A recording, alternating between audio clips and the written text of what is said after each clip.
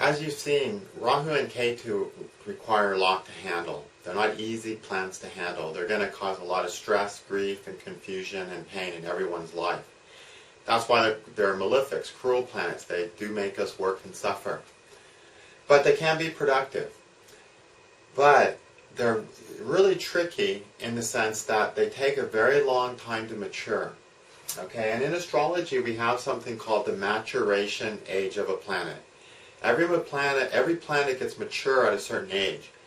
Before that age, we just can't use a planet successfully. We can't use it to its full ability. Jupiter, for instance, matures at 16. It's the first and earliest planet to mature. Until 16, we just can't use Jupiter fully. Okay? And it's like that for all the planets. So, just as people mature, it's a process, a biological process which affects both the body and the brain and the emotions. We mature throughout our lives. And along, the growth of our lives, at different times a planet will mature. And at that point, we made the biological, emotional, and, mental processes to mature that. Basically, we're mature with that thing at that point. So at 16, biologically, people are capable of creating. Jupiter is a planet that creates children. At 16 is when biologically people are fully mature for that. And because of that, actually at 16 is when there's the least amount of birth defects. And pregnancies are the easiest. Then from 16 onward, it's, starts going downward very, very slowly until at the late 20s, the rate of birth defects starts to increase a lot. And after 40, it increases dramatically. But it's interesting that it's right at 16, right when Jupiter matures, that, a woman's body is the most healthy to have children. Now, it deteriorates from that point onward because in modern society we eat so badly. And so the health is just diminishing really basically from birth. In a society where people eat really, really healthy and exercise, take good care of themselves, the rate of birth defects for many, many years is solid, just like it was at 16. Okay? So that's just an example. But we mature physically, emotionally, and mentally, and spiritually, which is all those combined. And so at different times we're more able to use something. And Rahu and Ketu are the planets that mature the latest, which tells us real simply that Rahu and Ketu are the planets that are the trickiest to handle, that require the most wisdom and growth. All the other planets are matured before Rahu or Ketu get mature. So not until we got a good grip on every other part of our lives, indicated by the other planets, are we able to really get a grip on Rahu and Ketu. Okay? So Rahu, he matures at 42. And Ketu matures 6 later at 48. So it's really not until 48 that a person is mature. So raise your hand if you're under 48. You're immature. Okay? Astrologically, if you're under 48, you're immature. Okay? If you're 48 or older, well, you've matured all your planets. Those planets are not going to, no planets in your chart after 48 are you going to get a better grip on just because of maturing naturally into them. Because maturation is a natural process that happens to everyone. So at 48, the planets, that natural process of every planet getting better and more productive, you're done with it. For any planets to get better after that is not going to be the result of a natural process. It's going to be the result of more study, more hard work, more effort, more desire to perfect that planet. So when I say a planet's going to mature at a certain age, like Rahu matures at 42 and Ketu matures at 48, that doesn't mean all of a sudden that planet becomes this great useful thing in your chart. Because some people's level of maturity they're going to reach with a particular planet may be very, very low. Meaning the best use of a person's planet could be terrible. And you'll see that a lot in people's lives. And you'll actually see a lot in people's lives whose life sort of starts dropping off after 48. Things aren't successful anymore. They don't make progress in life after 48. That'll always be because Ketu's in such bad shape. Okay? So this 48-year age is very important because that's the last maturation you get. And you're going to hold on to what you mature into at that time. If it's something solid and good, the chances of the rest of your life being productive and solid are high. If, Ketu's in bad shape, and we'll learn how to judge Ketu eventually here, the rest of life after that maturation of 48 could be very, very much a struggle. Okay, because there's a maturation that didn't help well. It's kind of like an apple orchard where the apples mature late September, early October, but there's a tree out there that's got some illness or sickness, and so the apples never really completely mature. It's as mature as those apples are going to get that year, but they're not mature enough to eat. They never get healthy and ripe enough to actually eat and enjoy. It's the same with the planets. So when I say a planet's maturing, that just means that's as ripe as that planet's going to mature in this lifetime. That doesn't mean it's going to be a tasty fruit, though. For that, you have to judge them. But these ages, when a planet becomes mature, are very, very important ages. Okay? And a lot of the critical things in our lives are going to happen during the maturation ages of planets. Okay? So it's a timing system as well that's very precise. In fact, you can always count on certain things happening when a particular planet matures. Every time in every person's chart. So based on the maturation, we've got 9 planets. Well, you can talk about the most important things happening in a person's life, or some of the most important things happening in a person's life, about 9 years of their life, just based on maturation. So it's really a great concept to understand this maturation process. So, for instance, this real quick one. At 28, Mars matures. And it's always the year up to the maturation age that is sort of the gestation year, the birth canal year, I guess is a better way of saying it. The gestation years actually start before. But the birth canal years of that planet really coming out mature is that year before. So when Mars matures at 28, that lets us know that Mars is in the birth canal from 27 to 28. And so if Mars is afflicted, the year age from 27 to 28 has some serious stuff. I find regularly people who've got like Saturn-Mars conjunctions or Mars-Rahu conjunction, between the age of 27 or 28, they often die, or, because Mars is really afflicted, or they have a near-death experience. The lead singer of The Doors died at 27. Recently, an English singer, I think her name was it Anne, died at 27. Another singer, which I don't remember, died at 27. All 3 of these had afflicted Marses. So when Mars matured, it caused them to die. Myself, I've got Saturn-Mars conjunction. And in my 27th year, I fell 120 feet off a cliff. And, I was all beat up and bruised and battered. I was very, very, very, very lucky to survive that. So I almost died at 27, in the 27th year. So if the planet's afflicted in your horoscope, that birth canal year, the year leading up to the maturation, can be a very demanding and difficult and stressful year. If that planet's in great shape, things can just really smoothly work you up to a nice maturation with that planet. Okay? So keep that in mind when you look at these maturations. But it's that year before that planet becomes a real prominent force in the person's life. Because, again, Mars, for instance, matures in the 28th year. Well, the 28th year starts at 27 and ends at 28, right? Because the first year of life starts at 0 and goes to 1, right? And that's your first year of life. When you turn 1, you're starting your second year of life, okay? So Mars matures at 28, so your 28th year is from 27 to 28. That's when he's maturing.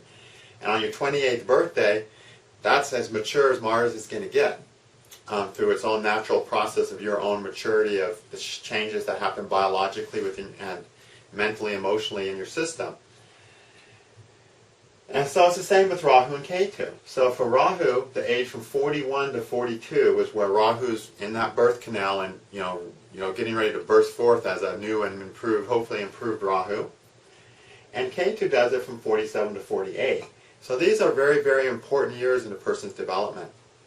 But the whole process of maturation for Rahu and Ketu actually starts at 36. Because that's the year of Saturn's maturation. Okay? And when a planet matures, that means we're finally able to use that planet. And it also means that this is the best planet I can use at this point in my life to give me happiness. So a person uses that planet once it matures excessively. It's a big, important planet until they mature into another planet.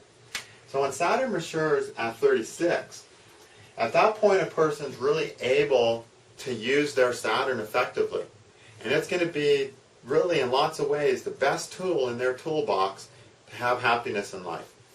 And so they're going to use that tool a lot, that Saturn a lot, from 36 to 42 when Rahu matures. Once Rahu gets mature at 42, the areas of Rahu, now they're finally ready to approach those areas intelligently, with more wisdom and more capability. Okay? And so they're going to there's going to be a lot of emphasis on developing Rahu areas once it matures. So from 42 to 48,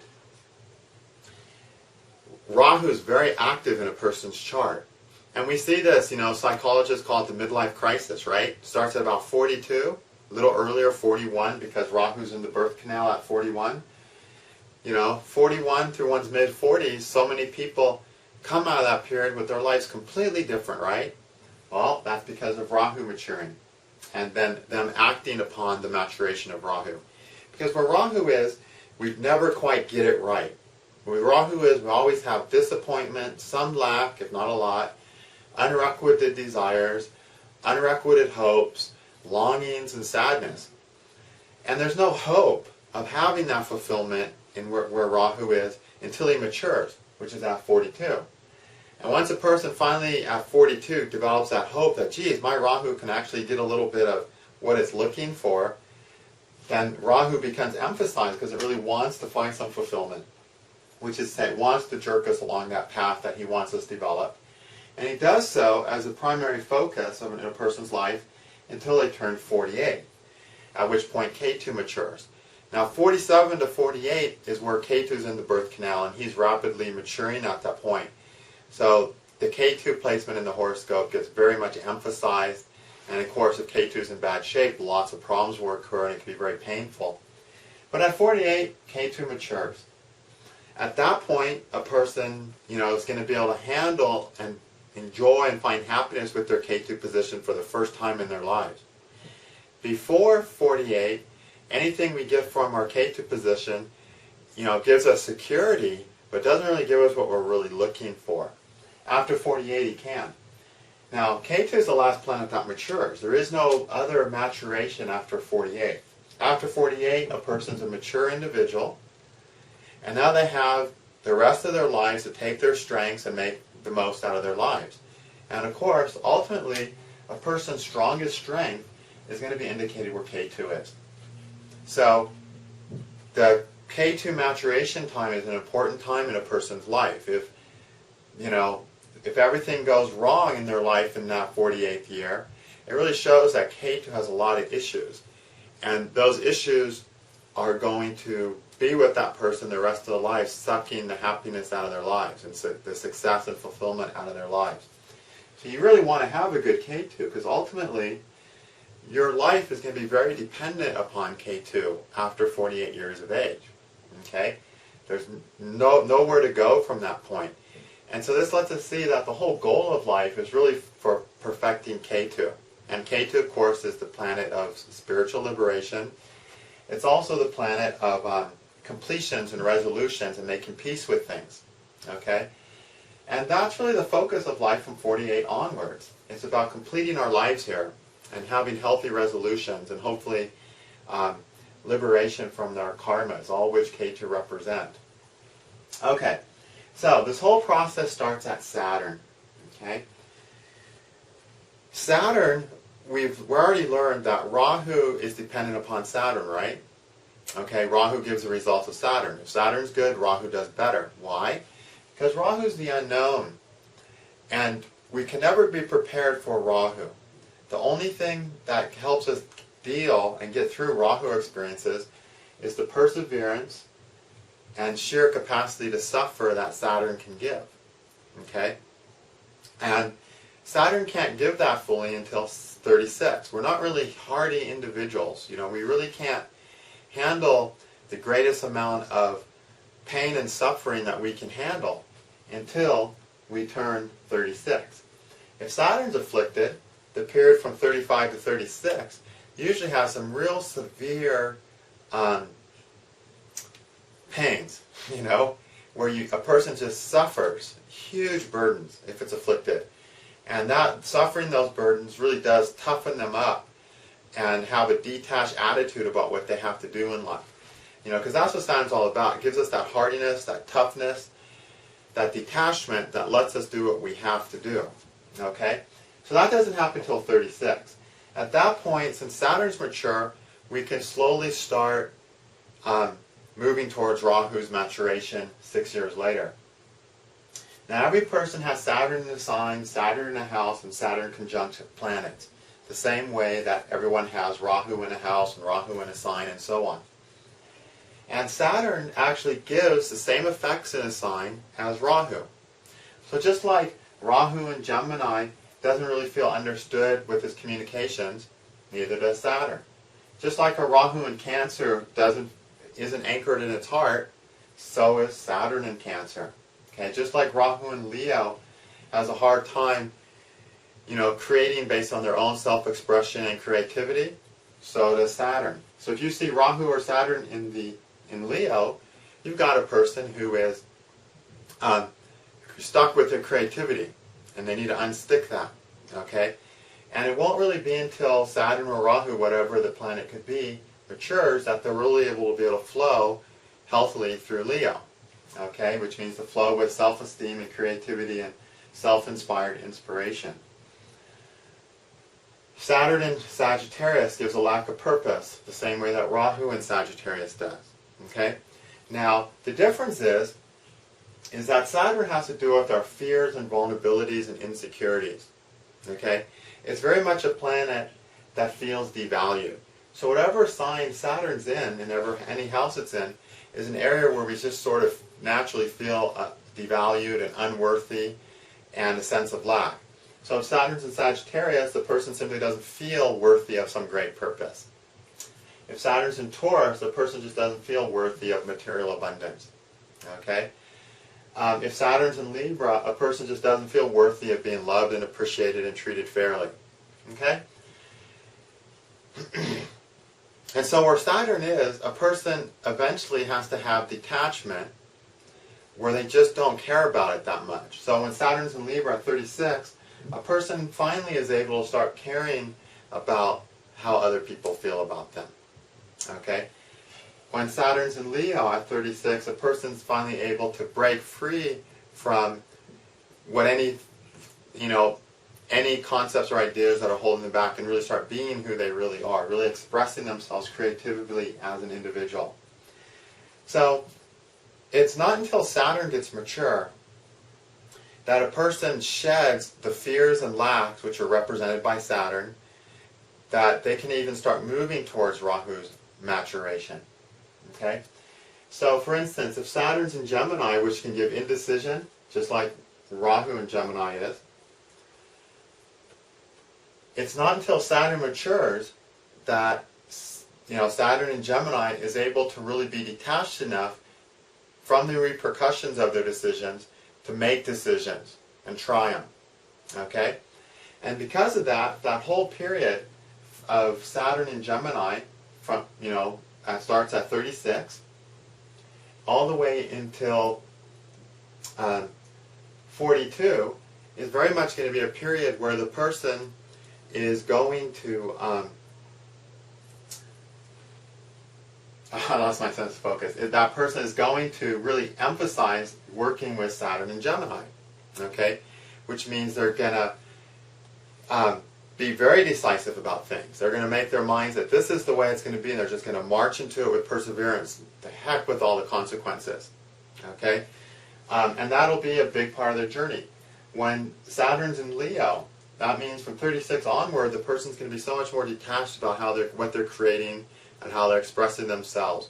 and just do what they feel is innately them, not even caring about the consequences. Okay? So, once Saturn matures, we sort of get the psychological health to overcome our fears of lack and restriction of where Saturn is. Okay? And not until that's done can we move towards maturing towards Rahu.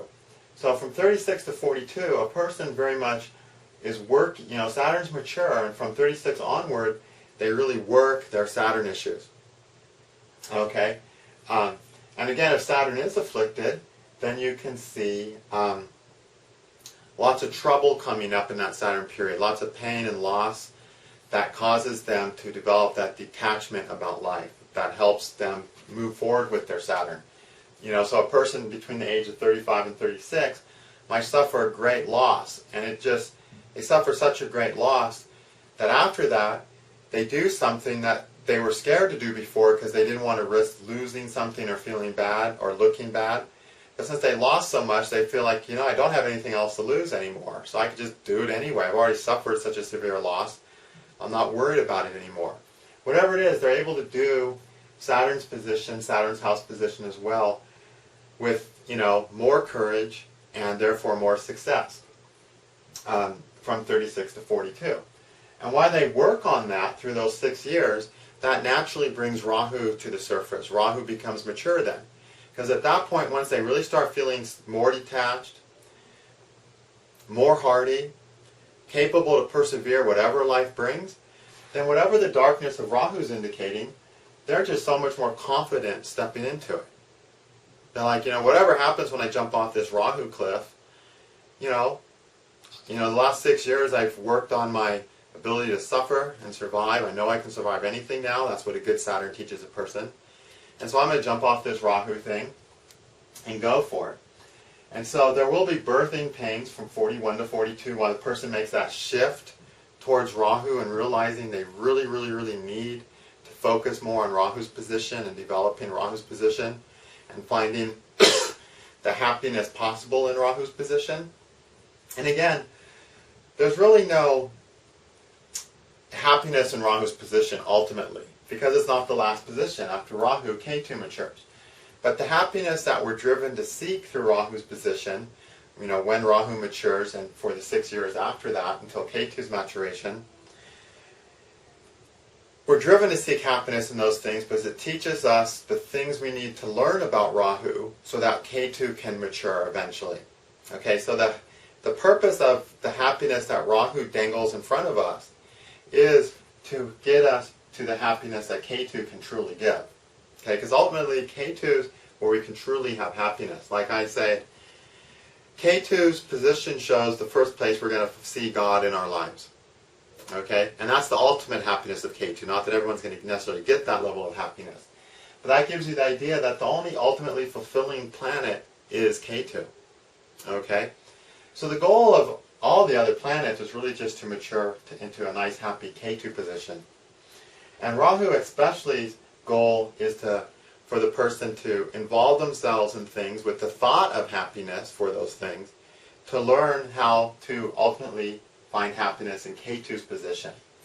And then that's as happy as the person's going to get. That's the level of maturation for that person that they're going to achieve in this lifetime. So, naturally, like by achieving this lifetime, I mean just because of natural chemical and biological functions that happen in our brains and bodies. Not that you can't increase that and improve it afterwards through effort and proper practices. Alright, so at 42, Rahu matures. The person starts focusing on their Rahu area for the first time. They're mature enough. They have the strength of Saturn to back them to where they can finally really involve themselves in that Rahu area full-heartedly. So this period from 42 to 48 is a Rahu period in their lives. If it's a good period, if it's a good Rahu, a person will tend to develop and grow very positively. They'll make a lot of real solid anchors in their lives and do a lot of great things in their life.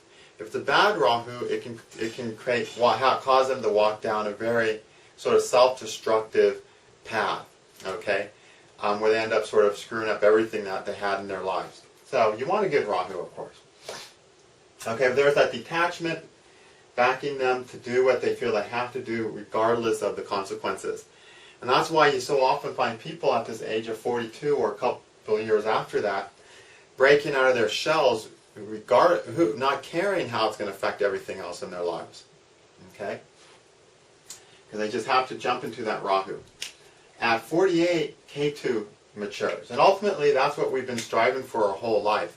We want ultimate security, which is indicated by Ketu's position. Wherever Ketu is where we've tried to find ultimate security.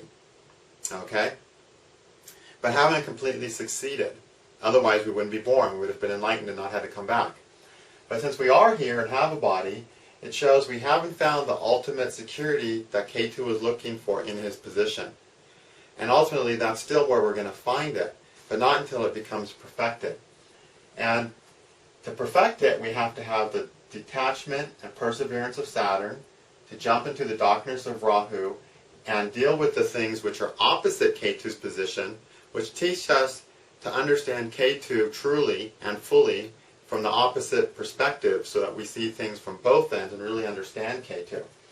Then at 48, the maturation of Ketu happens, where a person can finally find true security in Ketu's position, true peace and contentment in Ketu's position, if they mature healthily, which means if Ketu's in good shape. Okay? And from that point onward, most of life is really going to revolve around finding happiness and security in Ketu's position. And by most of life, I mean most of our happiness and security from 48 onward is going to be dependent on Ketu's position in the chart. Okay? Let's take an example of a person who, let's put Ketu and Libra down here, Rahu in Aries, and let's put Saturn in Cancer for the fun of it. And this is a hypothetical person here. Once we learn all the Rahu Ketu stuff, we'll actually start looking at some full charts and doing the whole Rahu Ketu thing. Okay, so at 36, Saturn's going to mature in Cancer. So, well, before we get into that, let's talk about all the issues. Saturn in Cancer is about feeling empty, and as a result of feeling empty, trying to fulfill one's emptiness by controlling or mothering other people. That will not working out, the person feels a lot of emotional despair and deep depression. So it's a depressing position. Ultimately, Saturn in Cancer has to learn how to pay attention to its own feelings and, get their mind more anchored in the heart. And that's a scary thing for them to do. Saturn in Cancer is scared of what it feels. Instead of feeling what it feels, it'd rather mother other people and get distracted by other people, so it doesn't have to feel the painful things within it. But when Saturn matures at 36, the person will finally be able to, be with their own emotions to a more mature level and see what they're really feeling and work through that pain in their heart. Okay. Once they've done that they mature at 36 with that. And from 36 to 42, getting in touch with their heart is going to be the big area of growth for them. And once they get in touch with their heart, they're really going to wake up to Rahu's needs. Okay? Now, Rahu's needs in Aries is about a person doing, taking action based on its own ideas, based on what's important in the moment, without consideration for the future or how it affects other people. But doing what it has to do. It's very much a sign of doing what it has to do to survive. And expressing, pursuing the things in life that it needs, regardless of how it affects things about them. Libra, of course, is always very much into maintaining balance and making sure that it exchanges with people benefit everybody, that everything's balanced and harmonious and is a good give and take. That's Libra. But Aries isn't about that. Aries is about, I need to do my very own thing, whatever that may be. So once this person gets emotionally more centered and more fulfilled at 36, they start working towards Rahu really doing what it thinks is the right thing to do. Really living as an individual, basically. And acting as an individual. Acting upon their individual ideas and needs. And taking action to do things that are important to them through their own effort and will and abilities. And at 42, they'll start really doing that. Okay, so at 42, they'll be willing to, be their best general in life. If they're in an organization, let's say somebody's in an organization, they belong in an organization, While 42, there'd be a good chance for them to want to break free from that organization and maybe start their own organization where they're the leader of the club or whatever. But Aries has a very need to pursue its own ideas without those ideas being fettered by anybody else but itself. Okay? And at 42, that Aries person will start doing that for 6 years. Now ultimately, the Rahu and Aries person is looking for ultimate security in Libra, which is ultimate security in sharing with other people. To do that, though, it has to have its own individual thing of value, which is Rahu and Aries. It has to have something unique. So it develops that thing through Rahu, and then it comes back to Ketu and Libra, where it feels wealthy, where it can buy and sell, give and take, trade and give, to get what it needs to fulfill its life and find happiness. But it's doing that through its own merit. So in a way, we could say Rahu and Aries maturing is the process of the person developing the integrity, the integrity with self, knowing what they can really do, to really understand the value of their trade and exchanging with other people. Okay? When a person really marches out to make their own money, to make their own fortune, to create their own destiny, which is Rahu and Aries, then they know the value of $1. They know the value of a week spent with a dear friend. They know the value of a good spouse. It's through doing things on our own and working towards things and making the things we want in life happening by ourselves that we really recognize the value of the things we have in our lives. And Libra is all about value. It's the scales, right? Where we measure the give and take of everything. And ultimately, Ketu in Libra is all about a person who makes good deals, who buys and sells wisely. And everything in life is buying and selling. Me teaching this class right now is spending time doing something when I could be doing something else. But I feel it's better for me to spend this time right now making this video than something else, so I'm doing it. How do I know? Well, I try to decide the worth of my time making this video versus the worth of my time laying on the deck getting a suntan. And I decide, well, this will pay me more money, so I'm going to make the video. And honestly, this is a lot more fun than laying on the deck getting the sunburn. So I understand the worth of making the video. So that's how the Ketu Libra person looks at. What's the worth of it? What's the value of it? And when they know that, they can make good trades to where they're really happy because they know the value of what they've done, which is Rahu and Aries. And so they know how much that's worth trading for something else they might want. They know the sacrifices they made to be the Rahu and Aries, to step forth into the world as really alone. And so they understand the value of the things they can get from other people through trade or exchange. So it's sort of Rahu and Aries teaches them that it's not until they do their own thing that can they really appreciate the value of what they get from other people. So real simply, say the Ketu and Libra person who's very used to having other buy and trade and sell, he gets someone to build a fence for him in his backyard. And the guy says, well, that's going to cost $5,000 to build that fence. Now the Ketu and Libra Aries wants to have the fence done, and he wants to pay someone to do it. But then he goes, $5,000, that's not really worth it. And so he finds someone who does it for $3,000. That person builds the fence, and as it turns out, the $3,000 fence is not really great. And Ketu goes, dang, I paid to have that fence done, and it's sort of not a very good fence. That's Ketu and Libra in the early part of life. Then finally, Rahu matures. And he goes out there one day and he rips his fence out and says, damn it, I'm going to do this fence right. I'm going to build this fence myself. And he builds the fence. And he struggles over the fence. And he spends all this time on the fence. And he calculates how much money he could have made in the time he built that fence. And he could have made like $15,000. So then finally he's able to realize that, am I paying $5,000 to a professional to build this fence? It's a really good deal when I consider how much work it is for me to make the fence. So at that point, they have the maturity of Ketu to make a good deal and get a good job done on the fence. So that's just a real simple example of how by doing things on ourselves, taking our own actions, we appreciate the actions we can trade and purchase or buy or share with other people, which is Libra. And then the person has that happiness in their life of working with other people, trading, exchanging, sharing in a way where they truly feel like it's a rewarding experience.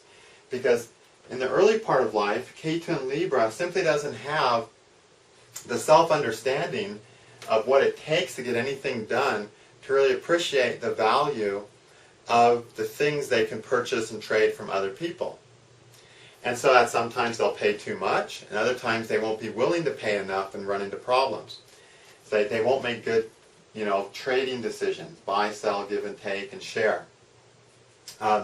Another way you can look at that in a relationship center chart, Ketu in Libra, of course, wants to share and trade with a partner.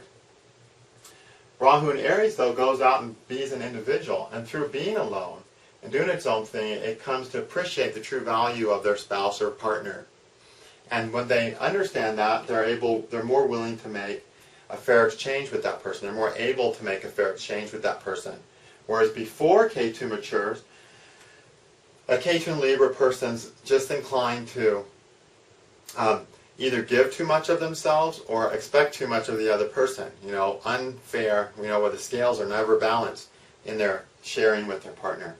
Once they really learn what it's like to do things on their own, when Rahu matures, and working that, doing lots of things on their own for 6 years, being alone, spending more time alone, fulfilling their own ambitions, whatever, then when Ketu matures at 48, a person's really ready,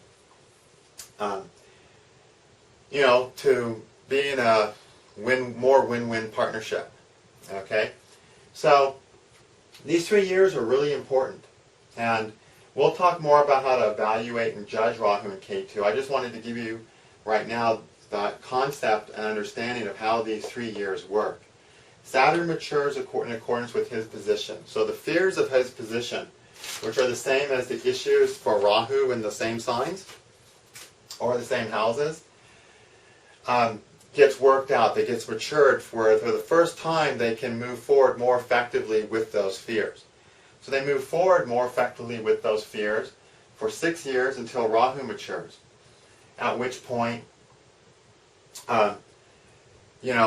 they feel more capable of jumping into that unknown of Rahu and surviving, regardless of the consequences, and so they go for it and learn the lessons they need to in Rahu.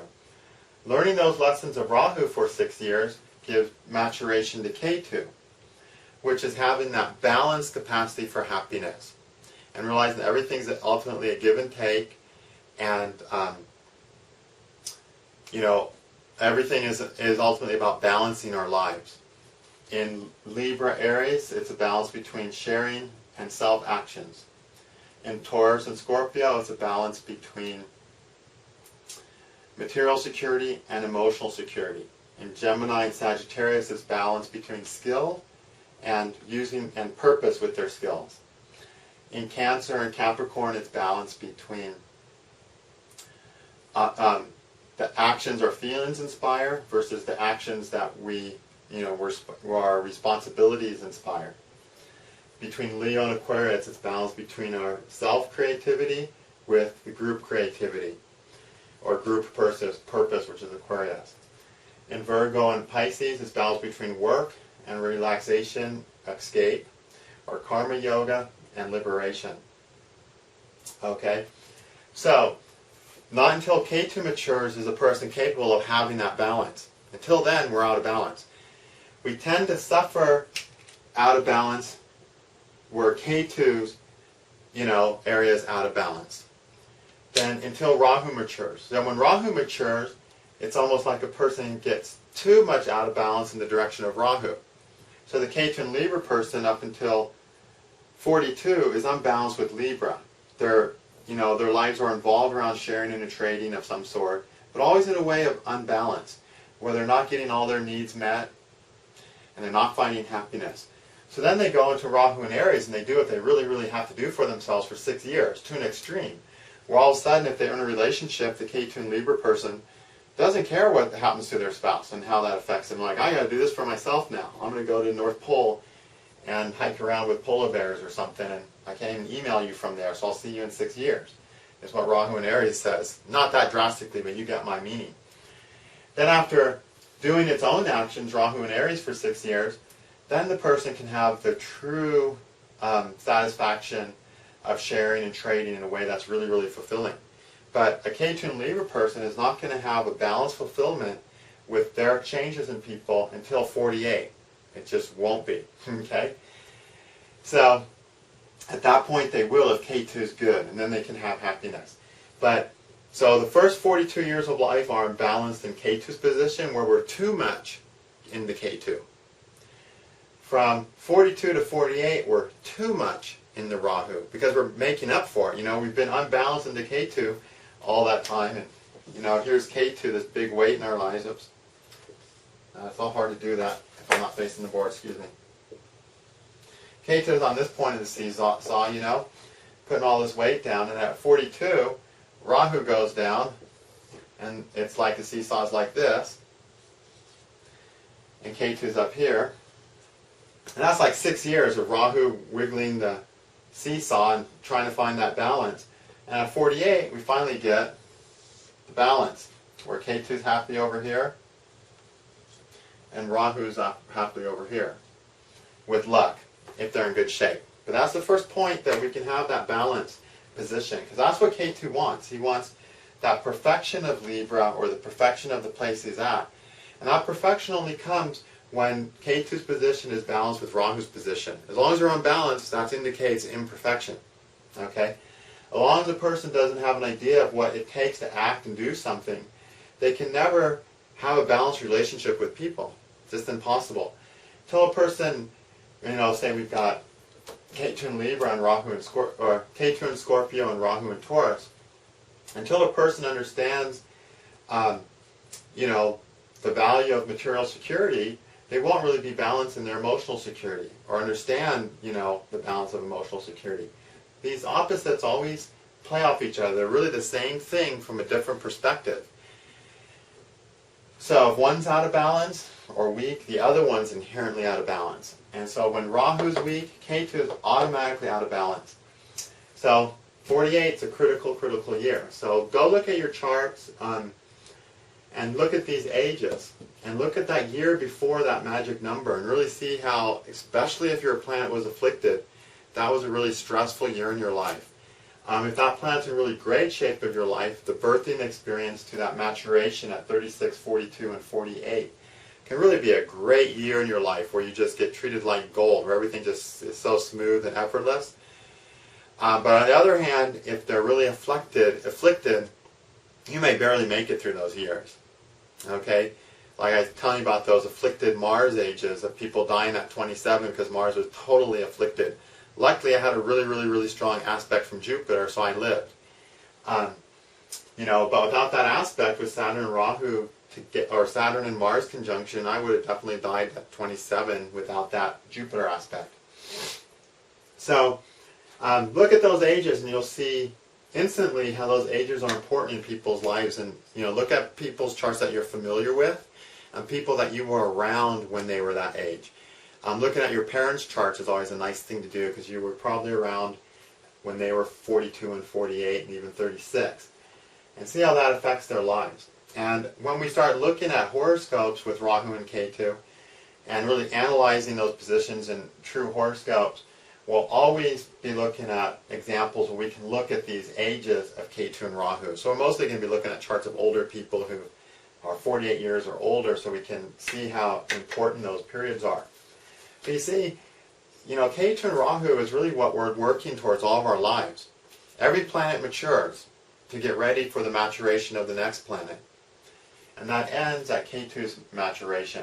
So all of our life is naturally evolving towards perfecting Ketu's position. But the Saturn, Rahu, Ketu steps, those are the three most important steps, because they're all very strongly linked to each other. Okay? And eventually we'll have a class on the maturation age of all the planets leading up to Saturn, and including Saturn as well. Okay, but Rahu and Ketu's maturation is really what I find to be definitely the most interesting. You know, that 42-year age and that 48-year age are just such interesting ages, where so much can shift in a person, where they can have the biggest awakenings of their whole life. I mean, every time a planet awakens or matures, we get a little awakening, you know, in our minds. So like in your 16th year, you'll remember getting this awakening about something. Venus matures at 25, so at that point a person usually has an awakening about what they really need in a marriage partner or something. But whatever your awakening is that you get from the other planets, it's not nearly the awakening if they're in good shape, or the wake-up call if they're in bad shape, that you're going to get when Rahu and Ketu mature. Because those are the areas where we're the most in the dark about and making the most mistakes. And even Ketu, we're very much in the dark with Ketu. We just think we know Ketu. But until we investigate the darkness of Rahu, we really won't really understand Ketu. So that's 48 years. Alright, so have fun playing with those ages. Real easy snapshot technique, looking at ages of the planets. So when somebody comes into your office, if they're 35 to 37, focus on Saturn. If they're 41 to 43, you bet, just focus on Rahu. You can bet that most of what they want to talk about has to do with their Rahu. And if they're 47 to 49, just focus on Ketu. Most of what they want to talk about, you're probably going to cover with Ketu.